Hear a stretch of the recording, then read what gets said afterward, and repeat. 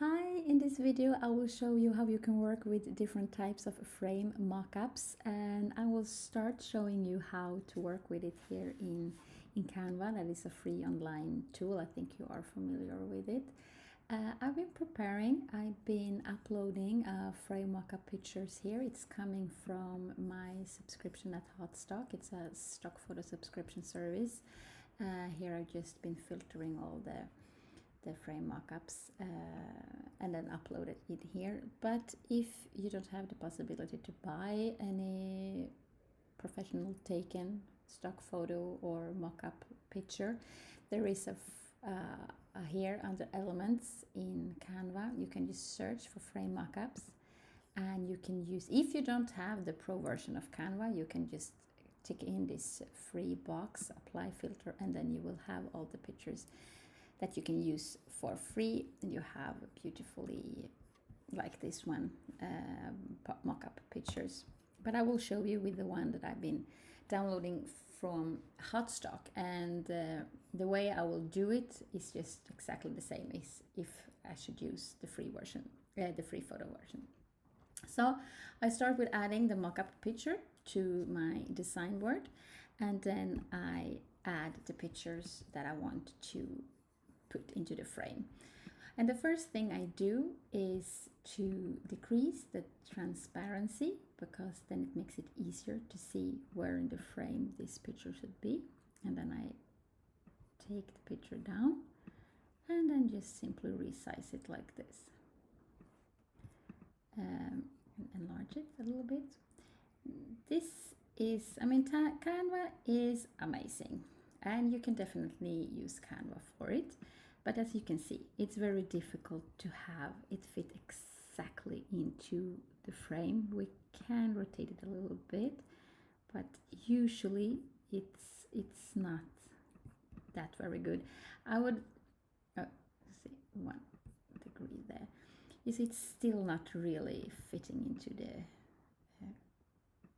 frame, and then we can, oh sorry, that one. And decrease it like that.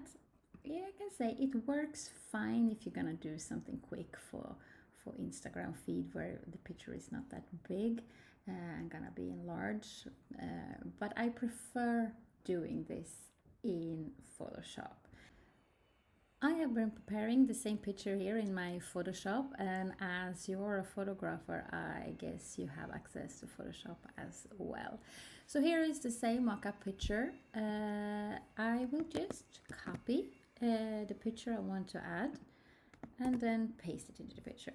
And same thing here, I start to lower the opacity so I easier can see where my frame are. I press Command T to have this transformation tool, and here is, if I just start to resize the picture, you see I can move it all over, but when I click on the shift button on my keyboard, I keep the proportions like this, which is much better. So I start to move it like this, clicking shift so I can move it, and then we can enlarge it a little bit so we see it better, like that, a bit bigger, because this is the part I like most about Photoshop.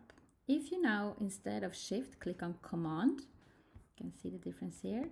You see, then you have a white arrow instead. When I press command, the white arrow is coming up. Then I can just move this corner in different angles. And yes, you can see I can then move the corners to the corners of the frame. Yes, this is also transforming the pictures a little bit and moving the original dimensions, but it's so little, so it doesn't destroy the whole picture's transformation. This is just to make it fit in the frame. And when I'm done, I click enter. Sometimes I have to click Command T again and adjust it a little bit more, but I think it was pretty good like that.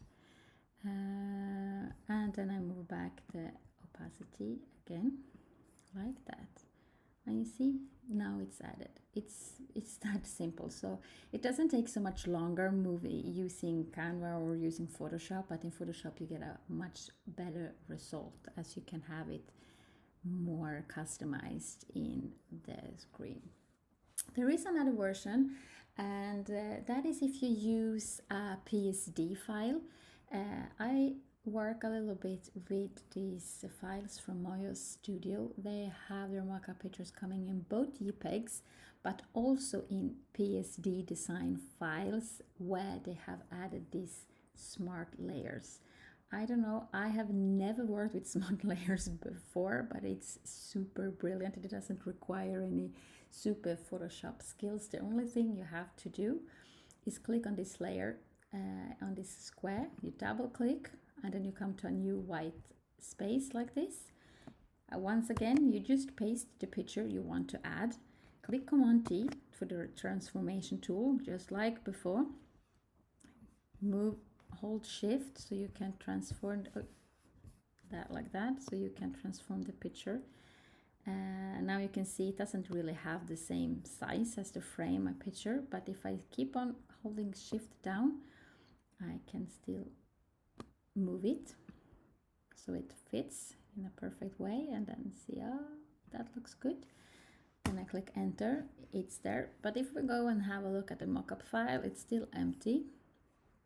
So if we go down to the design file, you have to click Command C or use to save, because you need to save this picture here, and then we can go back, and there you have it. It's so simple.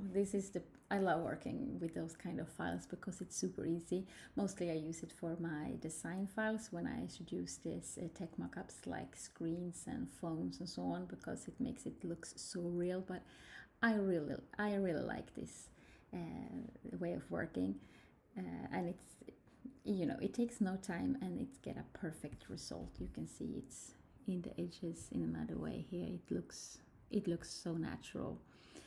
So these are the 3 ways that you can use for creating frame mockups, and I hope that you enjoy it, and good luck. And I also hope that your clients will work this kind of pictures. So